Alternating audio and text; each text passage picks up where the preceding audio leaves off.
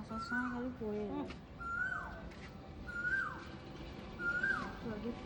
তোমরাও কি একটা মিষ্টি আওয়াজ শুনতে পেলে? একটা ডাক, কোকিলের ডাক। এত সুন্দর ডাক ছিল, আমি বেরোনোর সময়তে না ভিডিও করে পারলাম না। সে তার নিজের মতো করে ডেকে যাচ্ছে, আর আমরাও আমাদের মতো করে আমাদের কাজের উদ্দেশ্যে বেরিয়ে পড়েছিলাম।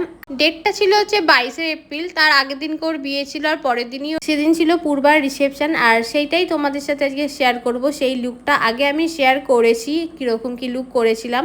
আর ও দেখো গামছা নিয়ে ঘুরছে, ও প্রচণ্ড ঘামে, আর সেদিন প্রচণ্ড গরমও ছিল, আর ও প্রচুর ঘামে। আর আমার তো সব থেকে বেশি টেনশন ওর মেকআপটা স্টে করানো। এই গরমে সবার আগে আমাদের মেকআপ আর্টিস্টের মাথায় থাকে মেকআপটা যাতে অনেকক্ষণ স্টে করে, সেই রকমভাবেই আমি মেকআপটা করব। এবার রাখাটাও নিজেদের ওপর থাকে যে কীভাবে সে রাখবে।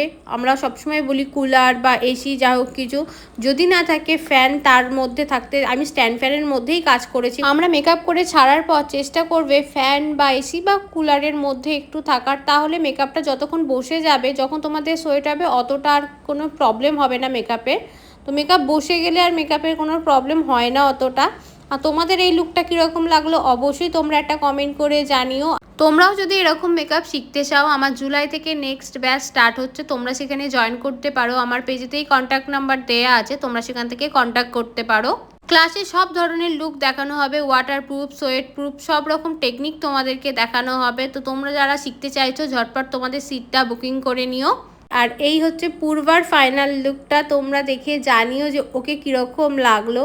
ওকে কমপ্লিট করার পর আরও দুটো আমার পার্টি মেকআপ ছিল, সেই দুটো কমপ্লিট করে নিজে রেডি হয়ে চলে গেছিলাম ওর রিসেপশানের ওখানে।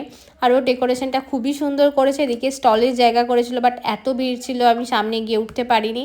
আর ওদের দুজনকার এখানে ফটোশ্যুট চলছিল, ভীষণ মিষ্টি লাগছিল দুজনকে দেখতে। তারপর চলে এসেছিলাম খাবার এখানে, কারণ অনেকটাই রাত হয়ে গেছিলো, আমাদেরকে বাড়ি ফিরতে হবে। আর তোমাদের এই ফুল ভিডিওটা কীরকম লাগলো অবশ্যই তোমরা জানিও।